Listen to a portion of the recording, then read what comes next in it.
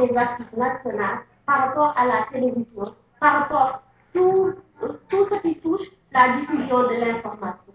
Merci. Merci beaucoup. C'est très important.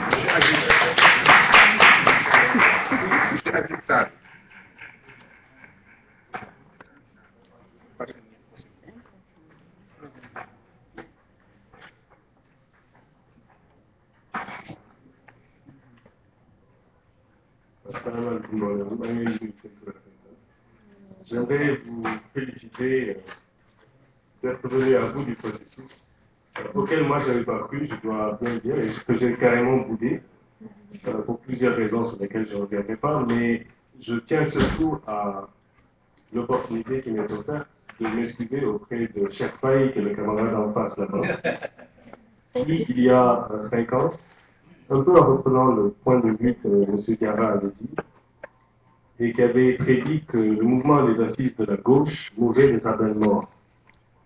Et pour ceux qui ne le connaissent pas, c'est le petit point de complément que j'aimerais faire à l'honorable Mme Touré sur la généalogie des assises nationales.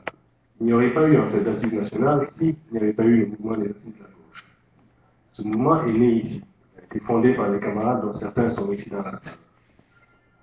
Ce qui est très important, c'est que mon propos touche plus sur la faisabilité de cela, c'est-à-dire de vos conclusions.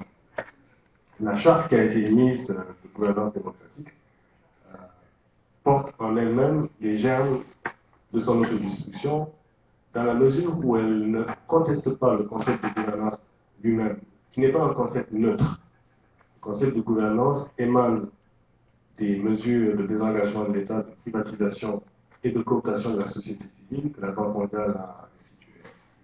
Et en ne portant pas une certaine vigilance à cette chose, nous prêtons le plan à être un cheval de Troie de mesures qui, insidieusement, avaient déjà été là au préalable.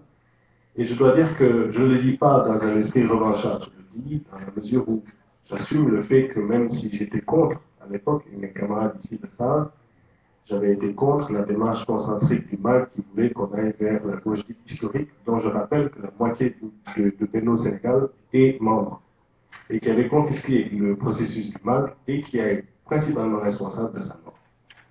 Et donc, mon propos, en fait, c'est d'essayer de comprendre au niveau de la faisabilité de ces conclusions qui reposent à la fois sur une double volonté, la volonté politique des gouvernants de 2012, et surtout sur la capacité de vigilance démocratique de notre peuple, c'est-à-dire de s'assurer qu'un document à caractère institutionnel puisse fonctionner quel que soit le projet de société qui arrive au pouvoir. Or, c'est là qu'il y a une ambiguïté. Pour pouvoir mettre en œuvre les conclusions, franchement, il faut que ce soit un régime de type progressiste, ouvert, qui fasse un geste à caractère politique. Or, pour l'instant, c'est les membres de Benno qui soutiennent cette démarche, et c'est aussi parmi ceux-ci que le mouvement de l'assise de la gauche a été s'attendre. D'où ma conclusion à ce niveau. Merci.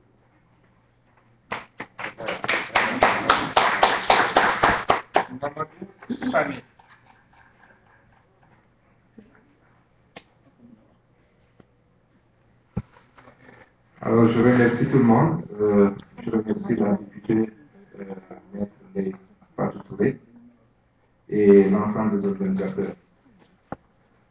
Alors, moi, ma question, c'est surtout sur une partie qui, à mon avis, a été laissée pour compte. Alors, je ne sais pas si c'est parce que je n'ai pas eu le temps de lire l'ensemble du document produit par les assises. C'est surtout la partie relative à la production, c'est-à-dire que la partie économique. Vous savez que on est dans un pays sous-développé et si cette question n'est pas prise en compte, je pense que l'aspect de beaucoup plus politicien risque d'être un travail à vain. Parce que les gens qui meurent de faim, des gens qui n'ont pas la dignité de vivre honnêtement, dignement, alors ils ne pourront pas choisir. Alors cette question de la production nationale, la gestion de cette production et le mode de redistribution de la richesse nationale doivent être, à mon avis, beaucoup plus travaillés. Et un autre élément, c'est l'évaluation des structures mises en place. Parce que dans aucun moment, j'ai parcouru le document, je n'ai vu en aucun moment où on fait état du mode de l'évaluation des toutes qui ont été proposées. Et encore une fois, on risque de tomber dans la maladie que le Sénégal a connue depuis 40 ans. On a de très belles structures et jamais on nous dit le travail qui est fait par l'Assemblée, comment est-ce qu'il est bon, est-ce qu'il n'est pas bon, comment il a été évalué, qui l'a évalué, quels sont les processus. Alors c'est extrêmement important. La plupart de nos politiques échouent tout simplement parce qu'ils ne sont pas évalués. Alors c'est ça ma préoccupation. Merci.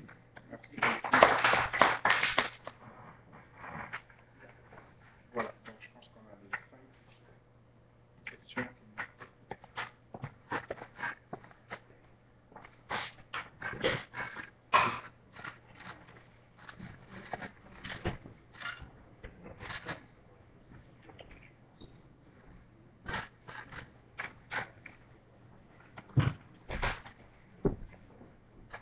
Voilà, pour répondre à la question de Mme Diallo Aoun, sur les articles et l'information, je précise que les médias n'ont pas été.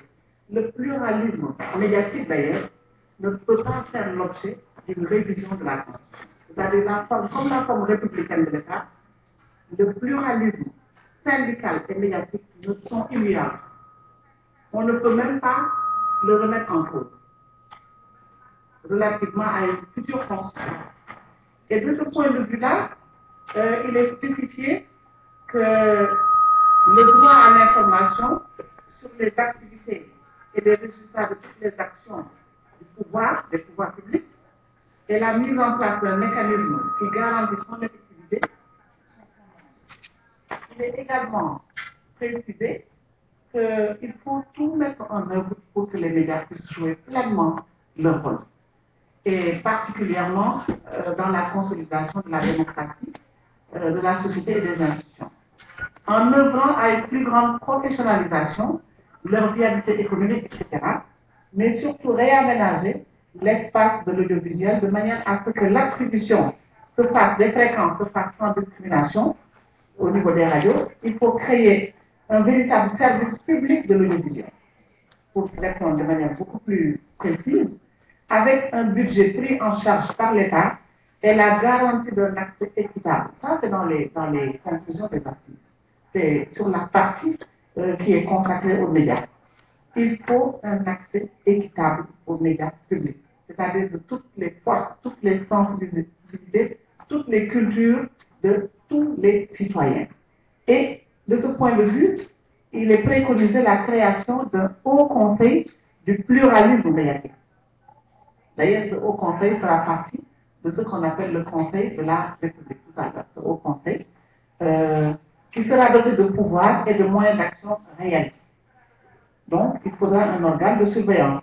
Et l'engagement à respecter également les codes de déontologie. On peut rentrer dans les détails, mais il a un accent particulier a été mis sur l'équité quant à l'accès aux médias et le traitement de l'information par les médias de service public, qui n'appartiennent pas à un gouvernement donné, dans un système donné, mais qui appartient à tous les citoyens sénégalais.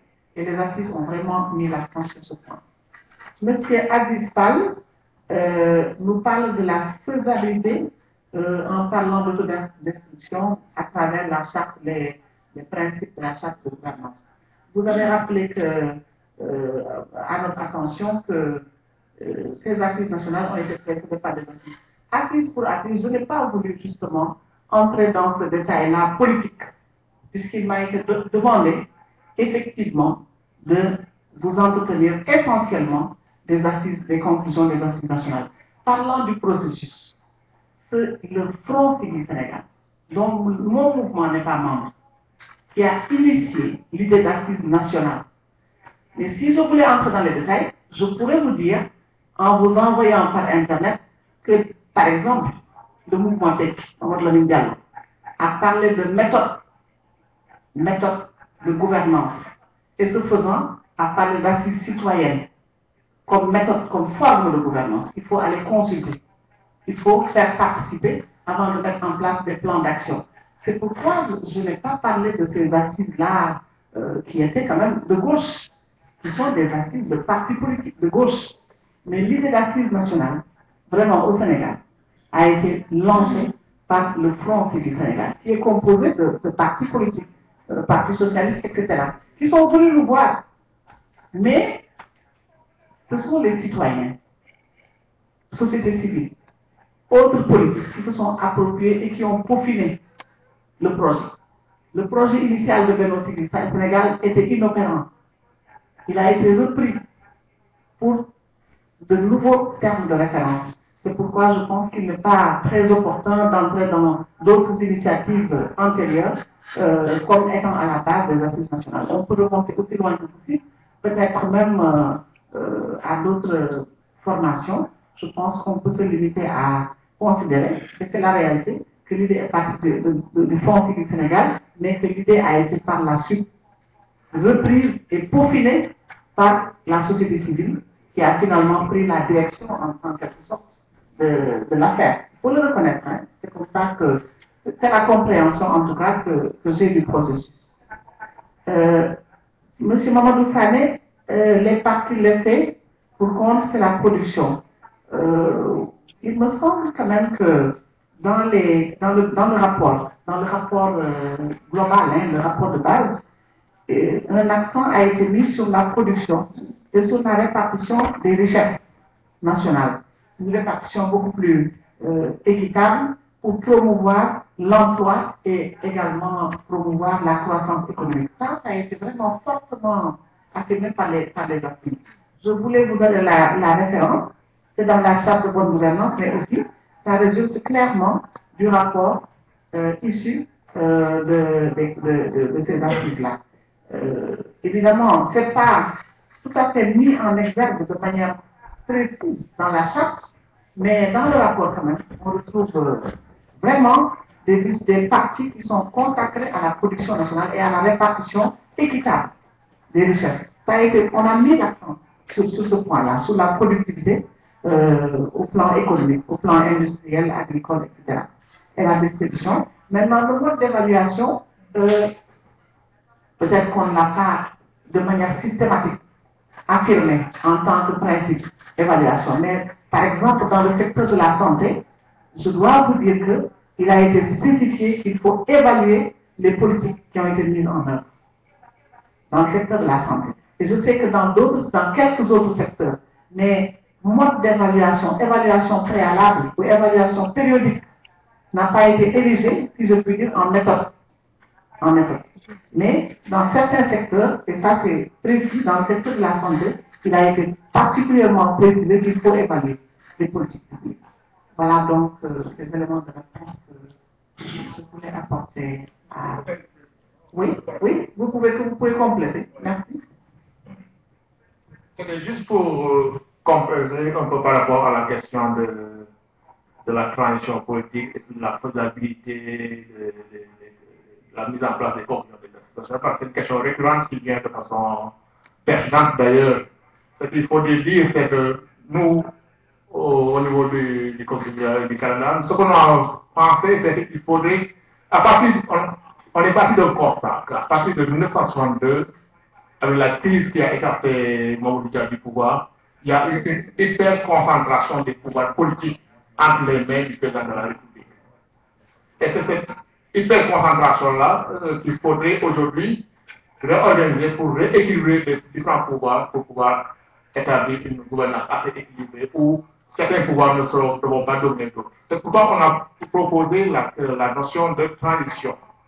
Spécifiquement ici au niveau du Canada et de la France, les deux comités de la diaspora des nationales proposent une durée de 3 à 5 ans.